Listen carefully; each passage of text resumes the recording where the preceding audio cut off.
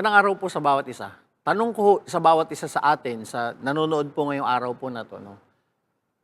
Kapag ho ba kayo lumalabas bilang isang pamilya, tapos marami ho kayo, sinabi lalabas tayo, kakain tayo sa labas, tapos in-invite ka, tapos yung nag-invite sa'yo, habang papunta na ho kayo doon, nandun kayo sa kainan, bigla niya ho sinabi na, oy, ikaw pala yung magbabayad today.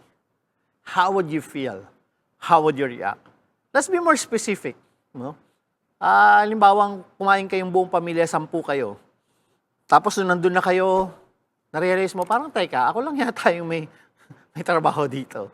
Tapos habang papunta na kayo doon, tapos nakaupo na kayo, sabi niya, by the way, ikaw pala magbabayad today. How would you feel and how would you react? Ano nyo, minsan, nagiging ganun ho tayo, no? Tayo yung nagiging sacrificial lamb. Tayo ho yung ora-oradang on the spot. Tapos hindi natin alam kung anong gagawin natin. Meron ho tayong option. Ano yung option natin? Pwede tayong gumastos, tayo magbabayad, parang okay, sige, di ako magbabayad, walang problema. Or meron din ho tayong option na, bakit ako magbabayad? In-invite niyo ako, tapos ako magbabayad? Hindi umuwi na lang tayo. Normally, kung kayo ho yun, anong gagawin niyo? Palitin natin. Kunyari kayong mag-asawa. In-invite mo yung asawa mo, Han, sweetheart, mahal, dinner tayo sa labas. Tapos pagdating doon, kinuha na yung cheque, ikaw magbabayad. How would you feel? Alam niyo, feeling ko, may pagkakataon na ganun yung naramdaman ni Isaac in the story nung kung saan inoffer siya ng tatay niya na si Abraham.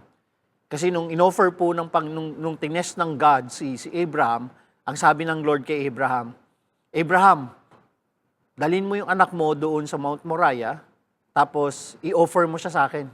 I-sacrifice mo siya. Tapos habang papalapit na po sila, si Abraham at si Isaac, na-realize ni Isaac, parang teka lang. Dala ko yung kahoy, nasa iyo yung apoy, nandun yung altar, pero bakit walang i-offer? Tapos ang sabi ng tatay niya, the Lord will provide. And then finally, in the story, na-realize ni Isaac, siya pala yung i-offer. Ano kaya naging reaksyon ni Isaac?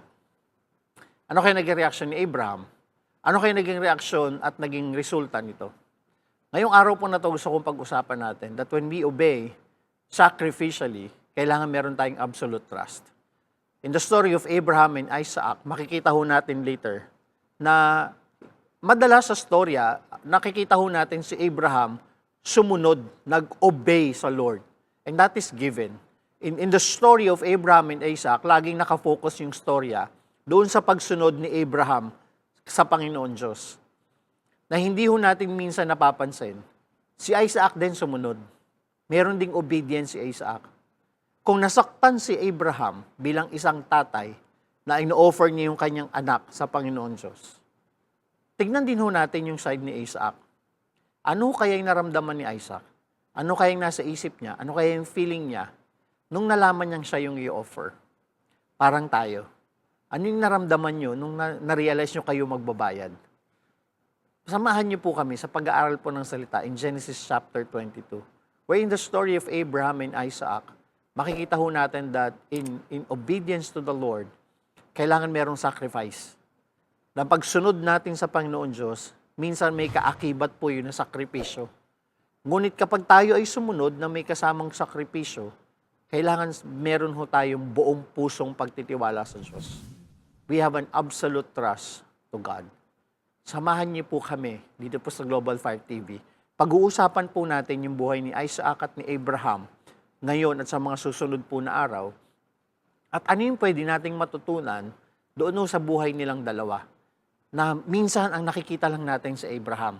Ngunit gusto kong pag-usapan natin, paano sumunod si Isaac? Paano siya nag-obey? Paano siya nagkaroon ng trust doon sa sitwasyon na to? At sana po sa pagsama niyo sa amin, sama-sama ho tayong lalago sa ating pong pananampalataya sa Diyos. At sa pamamagitan po ng sermon na ito, mas makikilala natin yung karakter ng Diyos at yung karakter ni Abraham at ni Isaac. At makita natin yung sarili natin na sumusunod din sa Panginoon Diyos. Samahan niyo po kami dito po sa Global Fire TV sa pag-aaral po ng salita ng Diyos.